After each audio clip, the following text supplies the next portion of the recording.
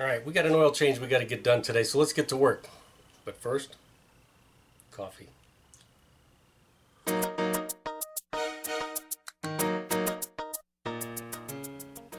Alright, this is what we're working on today, a 2017 Honda CR-V. This is the, I believe this is an EX-L all-wheel drive, and it's got a 1.5 liter turbo engine. Alright, while we're thinking of it, we'll go ahead and pop the hood. We just pull it out like that. We want to make sure that our parking brake is on. In this case, it's an electric one right here, and we want the engine to be fully warmed up. And because we're going to be jacking up the front of the vehicle, we want to go ahead and make sure to chock both rear wheels. And sorry about the background noise, but I got to run the cooler today. It's hot. Alright, just for reference, coming from the front of the vehicle, way back there, that's going to be our designated lift point for a jack. Right there, right where that center hole is. That's why I have the jack right in front of it or right underneath it. So we're going to lift the vehicle up right there in the front, and then on each side we're going to put jack stands. One over there and one over there. I don't get under vehicle without jack stands. Alright, right behind the front wheels on each side, this bracket right here is our designated spot for our, either for a lift, or in this case we're going to put jack stands there. So this is reinforced. This is what it's for. So we're going to put one jack stand here, and there's one on the other side. We're going to put one there.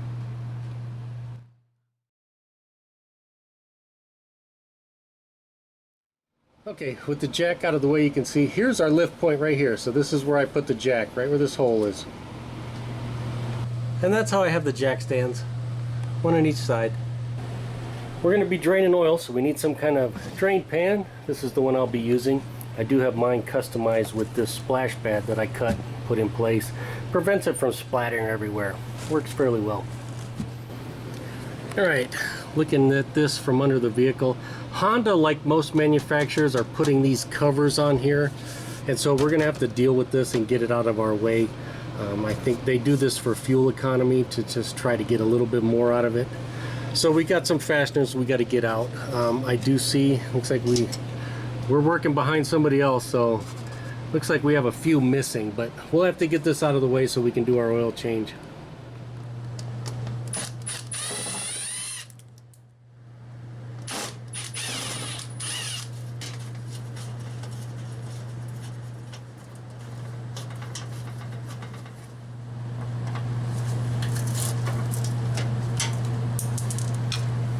And these back here are just a quarter turn.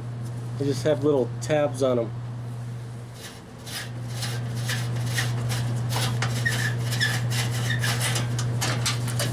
And this one in the back middle is also metal.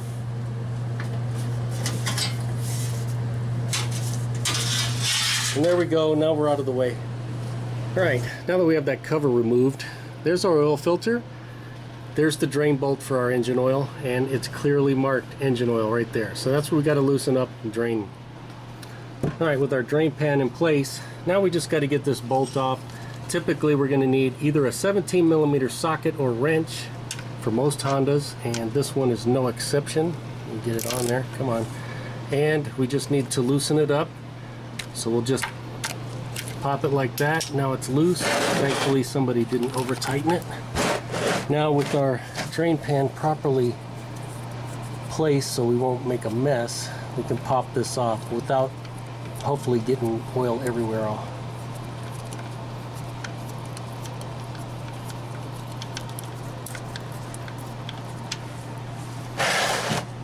And we'll just let that drain. And we can go up top and we can loosen the oil cap also. I typically do that after it starts. That way this oil doesn't shoot out too fast. Alright, now we'll just go in here and open this up. All we do is pull that over, grab our handle. There is a piece of rubber on here so that we don't burn ourselves. I recommend using that. Then we just put it in the appropriate slot up top. And that's where the hood prop goes. I put an arrow there in case you forget. Alright, now that the oil is running, we can just go ahead and pop this off. Sometimes these are on there really tight, and I'll use a pair of channel locks to pop it loose. This one was okay. I usually just take it like that, sit it, just so a little bit of air goes through there, but it will still stop stuff from falling down in there. Alright, well the oil is still draining. Now we can go ahead and remove our filter here. I'll use the Honda filter wrench with an extension to get this off. Alright, this is what I'm going to use. The Honda filter wrench with a long extension. What is that? Probably a 6-inch extension, I think. Where's the part number? There's the part number of this thing, if you could read it at all. Alright, we'll just put that up there. We should be able to just start to loosen it.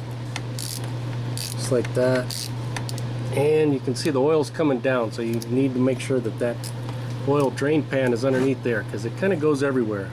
We'll let that run a little bit, and then I'll spin it further and get even more oil out, and then we'll take it off.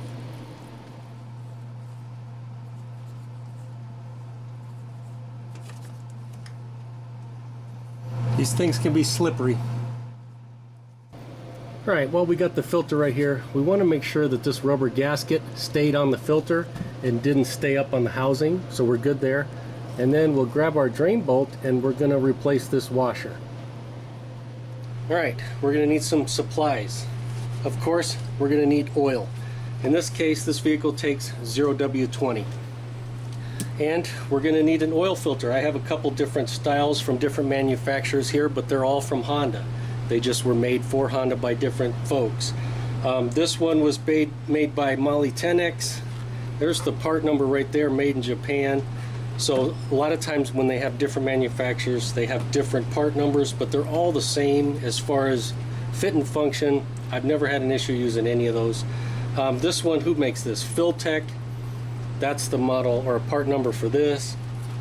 And then this one, I believe, is Honeywell Fram. That's the part number for that. So I've never had an issue using any of them. What I will point out, you can see that this one has loose plastic where these have tight. This is the older style. And what happens, techs were, and I'm guilty of it too, punch it right here to take the plastic off, but you could trap plastic in there which can get in your engine, and it can clog passages and bad things can happen. We don't want to do that. Better to use something to cut it or pull it off from up here and peel it off so that we're not getting contaminants up in there. This one, they made it easier just so you could do that. You don't have to go get a tool. So something to be aware of. Try to avoid, you know, putting your finger in there and puncturing that plastic into the hole in the bottom. And for our drain bolt, we want to replace this gasket here.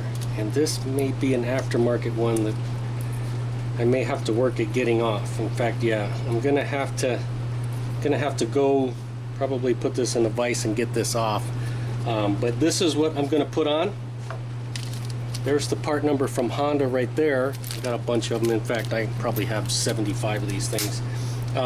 Typically, most of the time what you'll see is on one side it's really flat, and then on the other side it's slightly rounded. Some are more pronounced, some washers are more pronounced than others. The side that's perfectly flat, we want that to be up because that's going to be our mating surface. If you put it the other way around, I haven't seen an issue, but that's the way I was taught, so that's the way I teach you guys.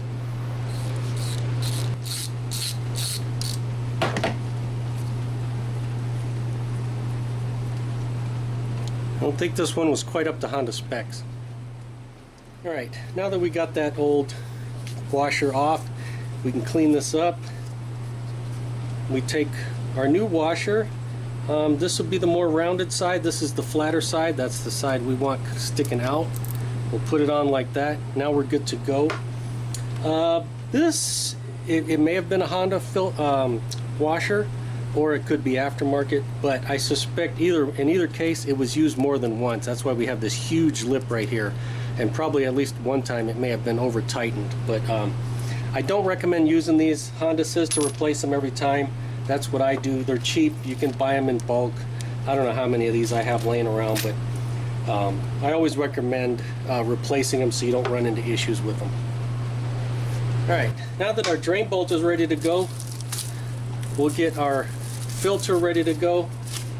And in this case, we're going to take some engine oil. We're going to put it right on our rubber O-ring right here to lubricate it. That way we'll be able to get it off next time. So we'll just take a little bit of engine oil, put it on our finger, and we'll just coat this gasket just like that. Alright, I'm going to take a rag and I'm going to clean up this mating surface right here. Make sure we don't have any contaminants or old oil there. We'll clean that up and then I'll spin this filter on. Alright, now we'll just take our filter, we'll spin it on, just like that. Now there are some markings on there to help you tighten this if you want to use them. But basically, once it starts to make contact, right there, that rubber gasket is just making contact. We want to turn it roughly 3/4 to 7/8 of a turn. But basically, we want to get it nice and snug by hand, just like that. Now, sometimes if I can't reach them and get it snug by hand, I'll put a wrench on there and I'll turn it, and I mean, just a hair, just like that. This one I have good access. I don't think I need to do that. But that's all I do. But if you want the spec says it should be about 3/4 of a turn, but a lot of times you can go just a little bit further just by hand. But I just go hand tight like that, as tight as you can get it by hand, and you shouldn't have any issues. And if I can't get it as snug as I like by hand, I'll put the wrench on there just like this, and I'll just turn it just a hair, just like that. I mean, you could see that I barely turned it, and that's all you need to do. Now if you want to tighten it by the book, which I've never seen a tech do it with a torque wrench, but you could use a torque wrench and tighten it to 9 foot-pounds, but I've never seen anybody ever do that. Alright, now that our filter's in place, we can go ahead and take our drain bolt with new washer, go ahead and get it installed. Come on. Usually I'll get it going like that, and then I will grab a rag, clean up what I can, and then finish it off. Now we just got to look up the torque spec and snug that down. I want to say it's 30 foot-pounds, but we'll look at the service info and make sure. Alright, this drain bolt is going to be 30 foot-pounds. Most of these Hondas, it's going to be somewhere between 29 and 33. This one's going to be 30. So we just want to just snug it up like that, and then we'll grab the torque wrench and bring it to 30. Now this is one area where I do use a torque wrench. And I definitely highly recommend not over tightening these. I've seen a lot of issues with these, especially the aluminum ones, where they get stripped out, and in my opinion it's almost always due to over tightening.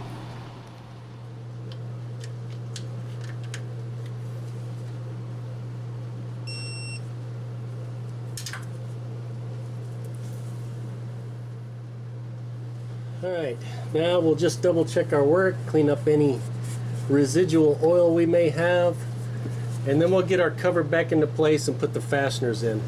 Now on this one, we got a bunch of fasteners missing, but we should be okay.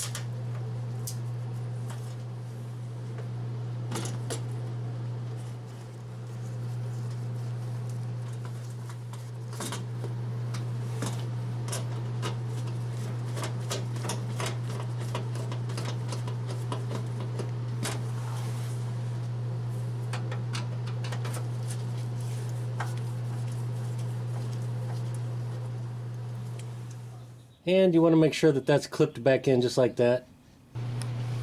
Alright, now that we got our cover back in place, we can double check our work, make sure we have our drain pan out of the way. Now we can lift this vehicle up a little bit, pull our jack stands, and get it back down on the ground.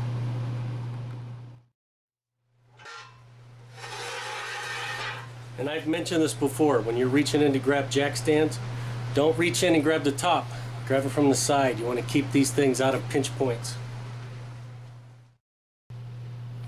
And we won't forget to pull our wheel chocks. Definitely helps to have a longer reach jack when doing these type of vehicles, because you got to go way under there to get to that lift point. Now I always recommend recycling the oil. So a lot of places like auto parts stores will take the used oil, so I definitely recommend recycling it. As far as these, a lot of places don't take them. So what I do, I don't know if I can do it and hold the camera. I just poke a hole just like that. I get it through the little membrane in there, and that allows it to drain out. And in most locations, as long as you poke a hole and let it drain for 24 hours, then we can throw it away with the regular trash. It doesn't have to be recycled. Of course, if you can recycle them in your area, go for it. But in most cases, you're allowed to puncture it, let it drain for 24 hours, and then you can properly dispose of it in the trash. Alright, to put our new oil in, we usually will use a funnel. In this case, I'm going to use this style funnel that kind of screws in, makes it a little bit more convenient. So we'll just take our cap, move it out of the way. This piece is made for a Honda, so we'll just kind of screw it in like that, and then this goes into place. Now we can just dump our oil right there. It makes it a little more convenient. You can use a standard funnel also if you like, but in this case I'm going to use this. Alright, now we need to know how much oil we got to put back in there. So we'll look at our service data. In this case, at oil change including filter for these 1.5 liter engines, we're looking at 3.7 US quarts.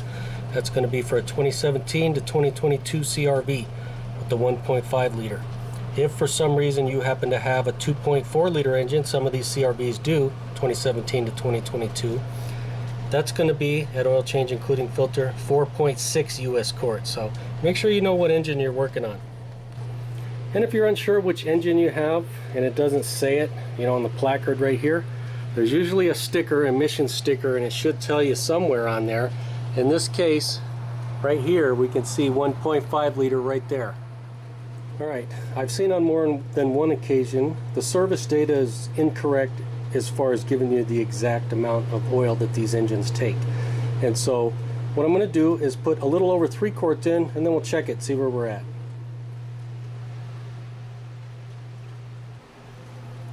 Alright, I put about 3 1/4 quarts in, so we'll just check our oil level. Of course, we'll wipe the dipstick first, put it back in. We want to press it all the way down, leave it for a second, and pull it out. And then we'll check our level. We want to make sure that it's in between our 2 marks there. This is our lower mark, this is our higher mark. And it might be hard to see, but it's about right there where the tip of my thumb is. And so, according to this right now, we would be about a quarter of a quart down. But you got to remember, we don't have any oil in our oil filter. So we're probably about 3/4 of a quart down, which is what our spec would say. So our spec is probably pretty correct. So what I'm going to do is I'm going to start the engine. I'm going to let it run for 3 minutes, and then we're going to check it again and then top it off as necessary. We want it to be up to the top dot there. Of course, in order to run the engine, we're going to put our oil cap back on. So we're going to turn it on, run it for 3 minutes, and we're going to check for leaks.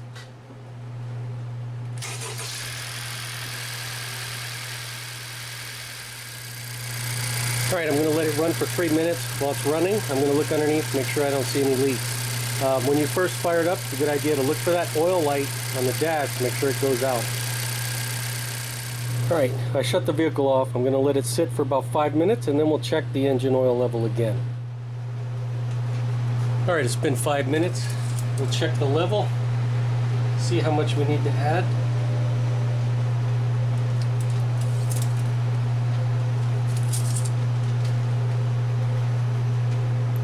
In this case, looks like 3/4 of a quart or so. So we'll go ahead and add some more oil. We'll bring it up to this top mark.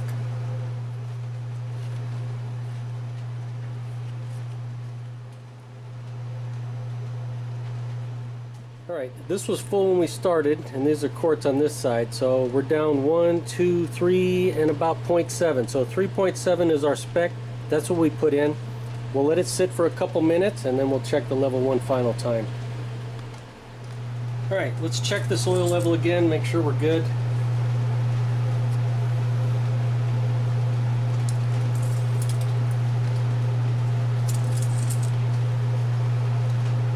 And let's see, kind of hard to tell. It's right at the top. It might be a hair below that top line.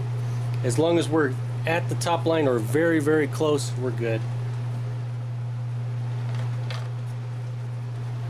And if you weren't able to see it due to the angle, This is where our dipstick lives, right here, to check the oil. And we always want to make sure it's pressed all the way back in. Alright, when you're shutting the hood, make sure this goes back in its spot. Just hold it about 6 or so inches from there, drop it. You're good.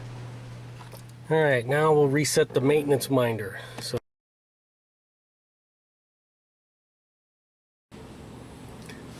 looks like either somebody was here before me or something broke on here by itself.